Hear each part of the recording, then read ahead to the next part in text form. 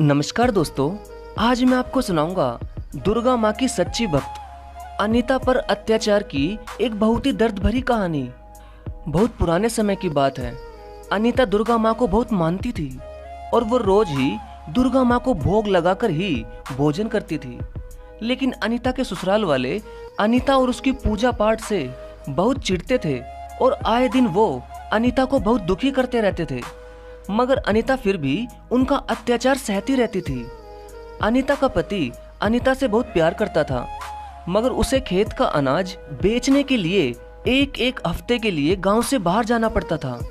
इसलिए उसे पत्नी पर हो रहे अत्याचार के बारे में पता ही नहीं चल पाता था। अनीता भी अपने पति को कुछ न कहती थी। तभी कुछ ही दिनों में माँ दुर्गा की नवरात्रि आ गई। तो अनीता ने अपनी सास से कहा कि माँ जी, मैं 9 दिन माता रानी के व्रत रखूंगी ताकि हमारे घर में सुख शांति रहे।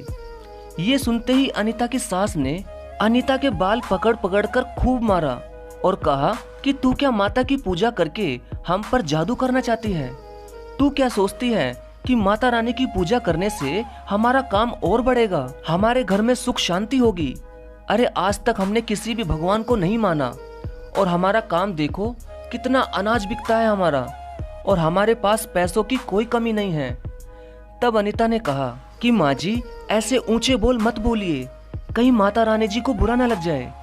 कोई बात नहीं, आप मना कर रही हैं तो मैं नहीं करूंगी व्रत, मगर ऐसा मत बोलिए। ये सुनते ही अनीता की सास हंसने लगी और कहने लगी कि चुप हो जा, तेरी माता रानी क्या करेगी मेरा? आज के बाद उसका नाम भी इस घर में मत ले लेना, वरना मुझसे बुरा कोई ना होगा। ये सुनकर अनीता खूब रोती हुई अपने कमरे में जाकर अपने कमरे में रखी एक छोटी सी माता की मूर्ति के आगे रोने लगी और माँ दुर्गा जी से कहने लगी कि माँ, कृपा आप मेरी सास की बातों का बुरा मत मानना, वो थोड़ा गुस्से में थी। अब अगले ही दिन माता रानी जी का पहला नवरात्र था और उससे एक दिन पहले ही अनीता की सास को रात के समय बड़ी ही बेचैनी सी हो रही थी और अब रात को वो सो ही नहीं पा रही थी। तभी थोड़ी ही देर में उसकी सास की जैसे ही आंख लगी वैसे ही उसे बहुत बुरा सपना आया और सपने में जैसे उसे कई शेर खाने को दौड़ रहे हैं। अब जैसे ही उसे खाने को एक शेर उस पर कूदा, वैसे ही उसका सपना टूट गया और डर के मारे उसकी सास की बहुत ही तबीयत खराब हो गई। तभी अचानक आधी रात को उनका दरवाजा बजा और दरवाजे पर अनीता का पति आया था और वो बहुत घबराया हुआ था। तो अनीता ने पूछा कि क्या हुआ? तभी वो रोने लगा और कहने लगा कि अपने गोदाम पर आग लग गई और सारा अनाज खराब हो गया। तो अनीता ने कहा कि माँ जी की भी बहुत तबीयत खराब है। तो अनीता का पति जल्दी से किसी वैद्य को बुलाकर लाता है। तो थोड़ी ही देर में उसकी माँ को कुछ आराम मिल जाता है। लेकिन वो जब भी सो रही थी तभी उसे वही शेर वाला सपना आ रहा था। अब अनीता की सास ने अपने बेटे से कहा कि बेटा, तेरी पत्नी ने हम पर कोई काला जादू करवा दिया, इसलिए मुझे बार बार शेर के ही सपने आ रहे हैं और आज तेरे गोदाम में भी आग लग गई है। अब तू इसे घर से निकाल दे, वरना मैं इसे घर से निकाल दूंगी। तभी उसके बेटे ने कहा कि माँ, ऐसा कुछ भी नहीं है, अनीता ऐसा भला क्यों करेगी? तभी अनीता की सास बीमार ही रात को ही अनीता के बाल पकड़कर उसे घर से निकालने लगी।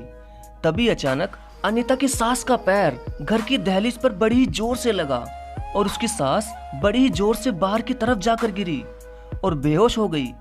तभी अचानक सब लोग मिलकर उसे अंदर ले गए। अब अगले दिन सुबह उसकी सास को होश तो आ गया, मगर वो ना तो हिल डुल पा रही थी और ना ही कुछ बोल पा रही थी। वो बस रोए ही जा रही थी। तभी अनीता समझ गई कि शायद माता रानी जी उसकी सास से बहुत नाराज है। तब अनीता रोती हुई माता रानी जी की मूर्ति के आगे प्रार्थना करती है कि हे माँ, मुझे पता है आप नाराज हो। माता रानी जी, मैंने रात से कुछ भी नहीं खाया क्योंकि मैं आपकी व्रत रखूंगी। आप मेरी सासू माँ को बिल्कुल ठीक कर दो। ये कहकर अनीता ने जैसे जैसे रोज व्रत रखा वैसे वैसे उसकी सास बिल्कुल ही ठीक हो गई। अब उसकी सास अष्टमी वाले दिन तक बिल्कुल ही ठीक हो गई थी। तभी नौवीं वाले दिन उसकी सास ने खुद घर में माता रानी जी के गीत भजन करवाए और उनसे माफी भी मांगी। तो उसी दिन रात को अनीता की सास को माता रानी जी ने एक कन्या के रूप में उन्हें दर्शन भी दिए। अब अनीता का भी जीवन खुशहाल हो गया था और अब उनका पूरा घर ही माता रानी जी को खूब मानने लगा और अब घर में भी सब ठीक हो गया था। तो दोस्तों, इस माता रानी जी की कहानी के साथ आप सभी को जय माता दी। मैं आशा करता हूँ कि इस नवरात्रि में माता रानी जी आप सभी को हमेशा खुश रखे। धन्यवाद।